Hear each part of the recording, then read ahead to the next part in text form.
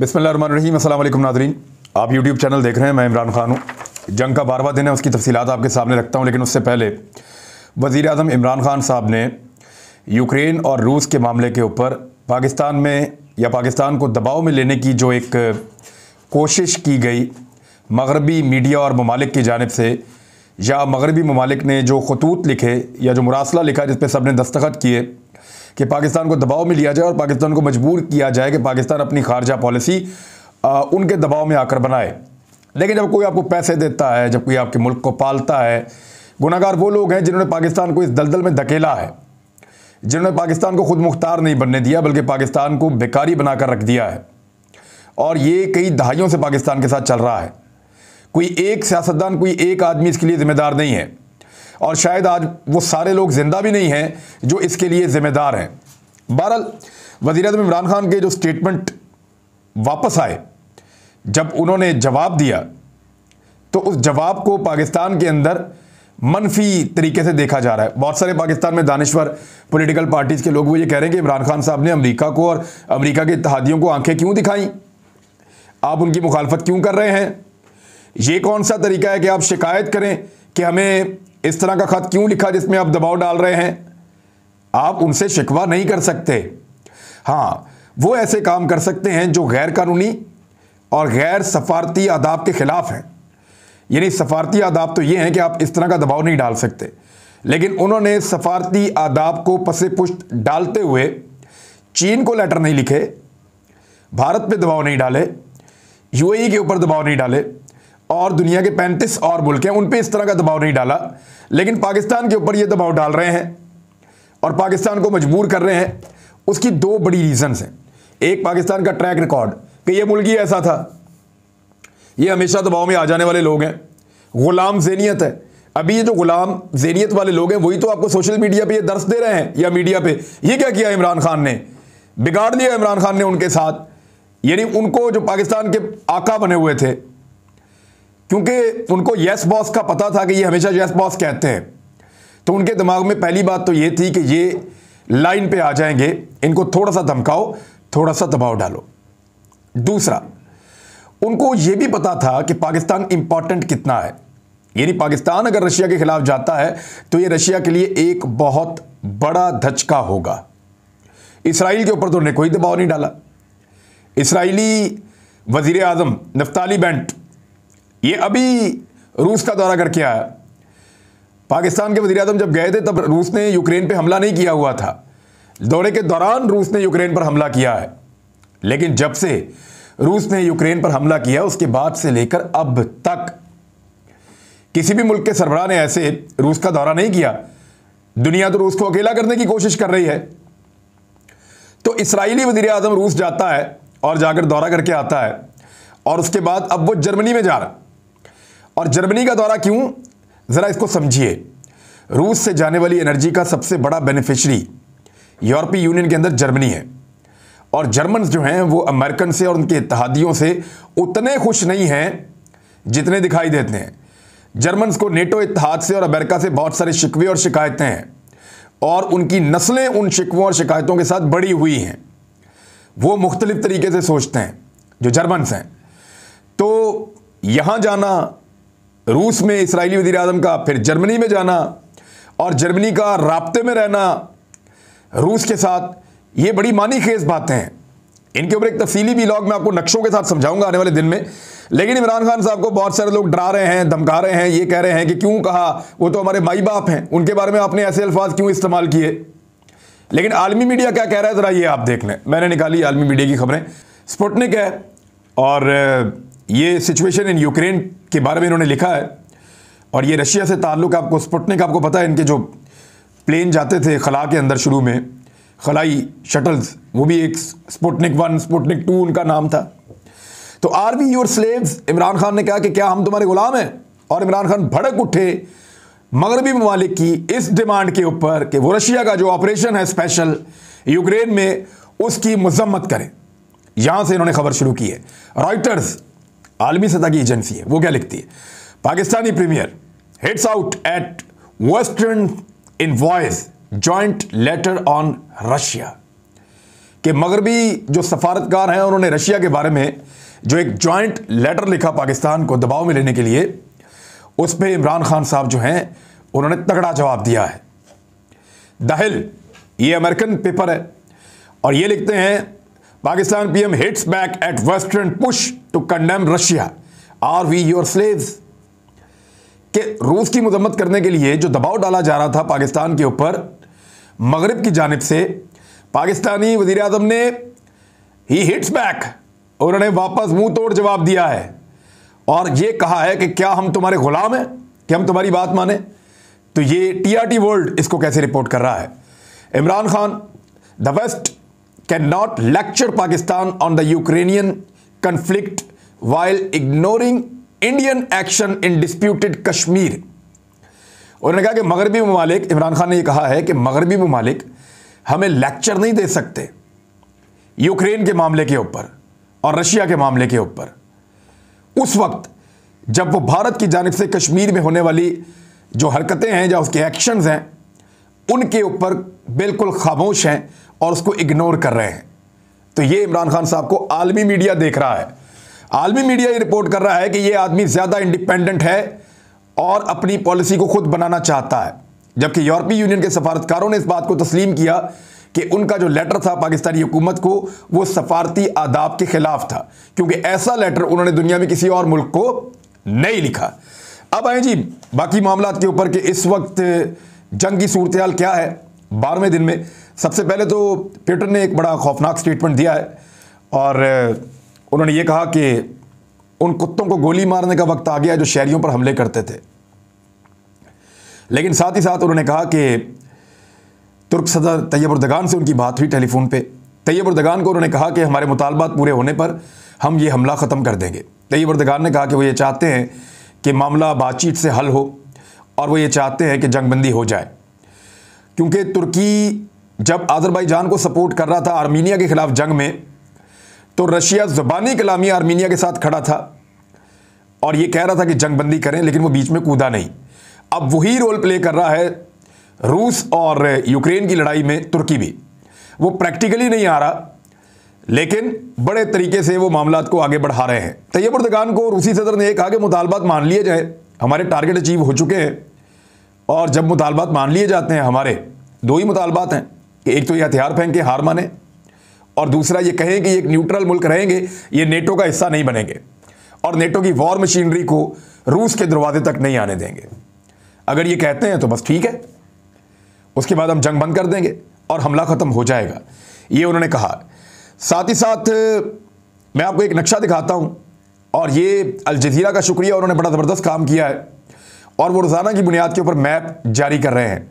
इस मैप को अगर आप गौर से देखें तो ये मैप ये बताता है कि पहले तो क्रीमिया के ऊपर कंट्रोल था, उसके बाद क्रीमिया से ऊपर एक क्रीमिया से भी बड़ा इलाका है जहाँ पे कंट्रोल कर लिया गया है। उसके साथ जो दोनबास का एरिया है जिसको दोनेत्स्क और लुहानस्क कहते हैं, उस पूरे के ऊपर भी कब्ज़ा हो चुका है। खार्किव के ऊपर भी कब्ज़ा हो चुका है और कीव की जानिब जी मुख्तलिफ अतराफ से जो है वो फ़ौज आकर कब्ज़ा कर चुकी है। 2 पावर प्लांट ले लिए गए हैं, एटमी पावर प्लांट, तीसरे का घेरा डाल लिया गया है। जबकि ओडेसा की जानिब, ओडेसा एक ऐसा शहर है यूक्रेन का जो बहुत बड़े पैमाने पर ब्लैक सी के अंदर समुद्री आमदरफ्त के लिए काम करता है, यानी ये इनका एक साहिली शहर है, यहाँ पे बंदरगाह मौजूद है और ओडेसा की बंदरगाह ऐसी है जहाँ से बहुत बड़े पैमाने पर इस पूरे खित्ते की तजारत होती है और ख़ास तौर पे यूक्रेन अपनी तजारत का एक बड़ा हिस्सा यहाँ से करता है। यूक्रेन दुनिया भर को अनाज फराहम करता है, ज़रूरी चीज़ें देता है और बहुत सारी प्रोडक्शन हैं, बहुत सारी इजनास हैं, बहुत सारी जो है इनके पास धातें निकलती हैं, मादनियात निकलती हैं, गैसेस हैं, वो सारी चीज़ें यूक्रेन फराहम करता है ओडेसा की बंदरगाह से बड़े पैमाने पर। अब ये दावा किया जा रहा है यूक्रेन की हुकूमत की जानिब से, उनके सदर की जानिब से, कि वो इस तरफ रूस बढ़ रहा है। अगर आप ये मैप देखें तो आपको पता चलता है कि रूस जो बिल्कुल पैचेस में 5 मुख्तलिफ सिमतों से उसने हमला किया था और बिल्कुल छोटे छोटे ब्राउन एरियाज आपको चंद दिन पहले नज़र आ रहे थे, अब वो ब्राउन एरियाज बहुत बड़े हो चुके हैं और वहाँ पे रूस ने अपना मुकम्मल कंट्रोल कर लिया है। ये ब्राउन एरिया ना सिर्फ बड़े हो गए हैं बल्कि आपस में कनेक्ट होना शुरू हो गए हैं। यानी बेलारूस के साथ और रूस के साथ जितनी भी सरहद लगती है, और ब्लैक सी के अंदर भी जितनी भी सरहद लगती है यूक्रेन की, उस सारी के ऊपर मुख्तलिफ सिमतों से रूस ने जो अटैक किया था, वो अपनी हिकमत अमली के तहत पहले फौजों को उन्होंने अंदर घुसाया और फिर फौजों को एक दूसरे की तरफ बढ़ाना शुरू किया। ये बड़ी शानदार जंगी हिकमत अमली है, और ये करते हुए बड़े आराम से रूसी फौजी जो है उनके काफिले आपस में मिलना शुरू हो गए हैं। जैसे जैसे उनके काफिले आपस में मिल रहे हैं तो ब्राउन लकीर गहरी होती चली जा रही है। यानी इस वक्त बेलारूस के किनारों से लेकर या उसकी सरहदों से लेकर रूस की तमाम सरहदों के साथ साथ यूक्रेन के वो तमाम इलाके जो कल तक यूक्रेन के कंट्रोल में थे और उनके वहां पे फौजी अड्डे, छावनियां और उनके हथियार वहां पे लगे हुए थे, वो सारे एरियाज इस वक्त ब्राउन होते हुए रूस के कंट्रोल में चले गए हैं। यानी जहां जहां पे यूक्रेन ने हथियार नस्ब किए थे, जहां जहां पे उन्होंने फौजी छावनियां बनाई थी, जहां जहां पे उनका फौजी साजो सामान मौजूद था, वो सारा अब रूस के कंट्रोल में है। यानी दिफाई नुक्ता नजर से रूस ने यूक्रेन का खतरा एक लंबे अरसे तक के लिए खत्म कर दिया है। अब वस्ती यूक्रेन में जाने का उनको मेरे ख्याल में ना उनका इरादा है और ना वो पूरे यूक्रेन के ऊपर कब्जा करना चाहते हैं। वो उनको दिफाई लिहाज से कमजोर करके रूस के मुकाबले में एक ऐसी रियासत बनाना चाहते थे जिससे रूस को मुस्तकबिल में कोई खतरा ना हो। और ये टारगेट इस नक्शे को देखने के बाद ऐसा लगता है कि उन्होंने बहुत हद तक अचीव कर लिया है।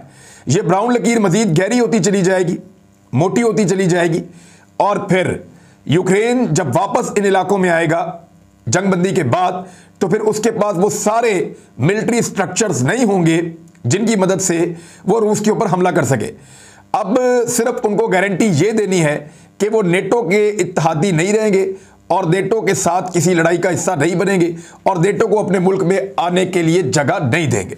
अमेरिका की एक दोगली पॉलिसी का आप यहां से भी अंदाजा कर लेंगे। इस वक्त जो पाकिस्तान को तो कहा जा रहा है ना कि ये करें तो वो करें, अमेरिकी सफीर, उनका नाम है जॉन स्लेवान, ये अभी भी मौजूद हैं मॉस्को में, और इनको बुलाकर एहतजाज किया गया है मॉस्को की जानिब से, क्रेमलिन की जानिब से, कि आपके एक सेनेटर हैं लिंडसे ग्राहम, ये बड़ा मकबूल आदमी है, बहुत स्टेटमेंट देने में बहुत बोल्ड है, बार बार पूरी दुनिया में अखबारात में इनके नाम आते हैं। तो लिंडसे ग्राहम ने जो है वो ये कहा है कि पुतिन को कत्ल कर दिया जाए, तो इसके ऊपर ज़रा आके जवाब तो देना। तो उन्होंने तलबी कर ली है अमरीकी सफ़ीर की। तो सबको ये पता चल गया इस खबर से कि अमरीकी सफ़ीर बदस्तूर मॉस्को में मौजूद है।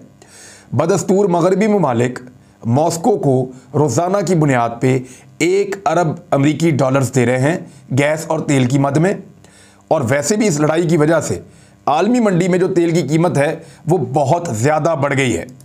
मैं वो आप तक पहुंचा देता हूं खबर, क्योंकि ये बहुत पुराना 13 साल रिकॉर्ड टूट गया है, और 13 साल रिकॉर्ड टूटने के बाद इस वक्त जो सूरत-ए-हाल है वो ये है कि $130 से भी ये कीमत बढ़ चुकी है।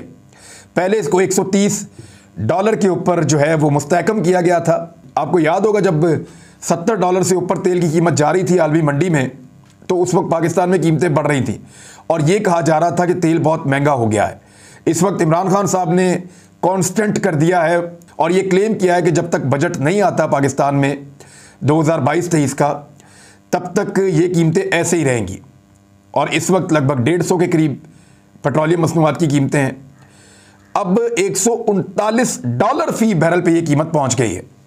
यानी 2008 के बाद से लेकर अब तक गुज़िश्ता 14 सालों में, 13-14 सालों में ये अब तक की खाम तेल की सबसे बड़ी कीमत है। और पाकिस्तान में डॉलर की कीमत बढ़ने के बाद अगर इस कीमत के मुताबिक आप अंदाज़ा करें तो पाकिस्तान में $225 के आसपास जो है वो पेट्रोल चला जाता है। लेकिन हुकूमत पाकिस्तान ने उसको फिक्स किया है, और अगर उन्होंने इसको फिक्स ना रखा, ये बोझ पब्लिक पे डाला, तो फिर पब्लिक इसके ऊपर रिस्पॉन्ड करेगी। इमरान खान साहब ने पॉलिटिकल प्रेशर तो था, उसके बाद उन्होंने ये फैसला किया है और इसी बिना पर उनको पब्लिक का अच्छा रिस्पॉन्स भी मिल रहा है, उनका जलसा भी बड़ा तगड़ा हुआ है। लेकिन इसको सस्टेन कर पाना, जैसे जैसे पेट्रोलियम मसनूआत की कीमतें बढ़ेंगी, इमरान खान के लिए मजीद मुश्किल होता चला जाएगा। नाज़रीन, एक और वीडियो करेंगे आने वाले दिनों में, आपको बताएंगे कि रशिया ने और यूक्रेन ने कौन से हथियार इस्तेमाल किए हैं और यूक्रेन किस किस्म के हथियारों से रशिया का मुकाबला कर रहा है, जबकि रशियन फौज ने एग्जैक्टली जो हथियार इस्तेमाल किए उनके बारे में भी बताऊंगा। और आपको ये भी बताऊंगा कि वो कौन से हथियार हैं जिनके इस्तेमाल का इल्ज़ाम भी लग रहा है। नेटो या अमेरिका यूक्रेन को किस तरीके से कौन से हथियार फराहम करने का इरादा रखता है उसके बारे में बताऊंगा। लेकिन अभी एक बड़ा अहम हथियार है जो अमेरिका ने फराहम किया हुआ है यूक्रेन को, वो क्या है इसके बारे में एक खबर है, मैं आपको बता देता हूं। अमेरिका ने जो यूक्रेन के सदर हैं ज़ेलेंस्की, उनको बाइडन तक महफूज हॉटलाइन फराहम कर रखी है। यानी एक ऐसा गैजेट दिया हुआ है जिसके ज़रिए से वो बराह रास्त जो बाइडन के साथ बात कर सकते हैं और महफूज तरीके से बात कर सकते हैं। अमरीकी इंटेलिजेंस टीमें मुबैना तौर पर रूसी डिजिटल हमलों और मवासलात में खलल डालने के लिए काम कर रही हैं। अमरीका और जर्मनी में मुकीम यूएस साइबर कमांड के अहलकार सैटेलाइट इमेजरी और इलेक्ट्रॉनिक इंटरस्पेस से इंटेलिजेंस मालूमात जमा करने के बाद हर 1 या 2 घंटे के बाद यूक्रेन की फौज को फराहम कर रहे हैं। यानी वो प्रैक्टिकली तो आगे मदद नहीं कर रहे, लेकिन वो इमेजेस भेज रहे हैं, लोकेशंस भेज रहे हैं, उनकी कॉल्स जो है उनको ट्रेस करते हैं, उनकी जो मवासलात का सारा निज़ाम है उसके अंदर खलल डालते हैं। और जो इन्फॉर्मेशन इनको मिलती है, क्योंकि मौजूदा जदीद जंग के अंदर इन्फॉर्मेशन एक बड़ी अहम चीज़ है, तो अमेरिका अमली तौर पर जंग के अंदर नहीं है, लेकिन ये खबर आई है कि वो लगातार मालूमात की फराहमी यूक्रेन की फ़ौज तक पहुंचा रहे हैं। और इसके साथ साथ अभी हाल ही में ज़ेलेंस्की ने जो उसको हॉटलाइन दी गई है, गैजेट दिया गया है, उसके ज़रिए से 35 मिनट तक जो बाइडन को कॉल भी की है। वैसे भी जुमेरात को व्हाइट हाउस के प्रेस सेक्रेटरी जेन साकी ने कहा कि अमेरिका यूक्रेन के साथ इंटेलिजेंस का तबादला ज़रूर कर रहा है, लेकिन प्रैक्टिकली वो लड़ाई का हिस्सा नहीं बनना चाहता। प्रैक्टिकली तो बरतानिया भी नहीं बनना चाहता। बरतानिया ने तो ये इंक्वायरी शुरू कर दी है कि कहीं ऐसा ना हो कि उनके रिटायर फौजी या बरतानिया के शहरी या बरतानिया की फौज का कोई दस्ता वो लड़ने के लिए चले जाएं यूक्रेन में, और यूक्रेन के अंदर जाने के बाद रूस को यह तासुर मिले कि बरतानिया जंग में आ गया है। उन्होंने कहा जी हम रूस के साथ जंग नहीं करना चाहते, और ये उनका स्टेटमेंट है ऑफिशियल। इसकी तफसीलात आपको बताऊंगा। वक्त बहुत हो गया, अब तक इतनी। अपना ख्याल रखिएगा, अपने इस चैनल का भी। अल्लाह हाफिज़।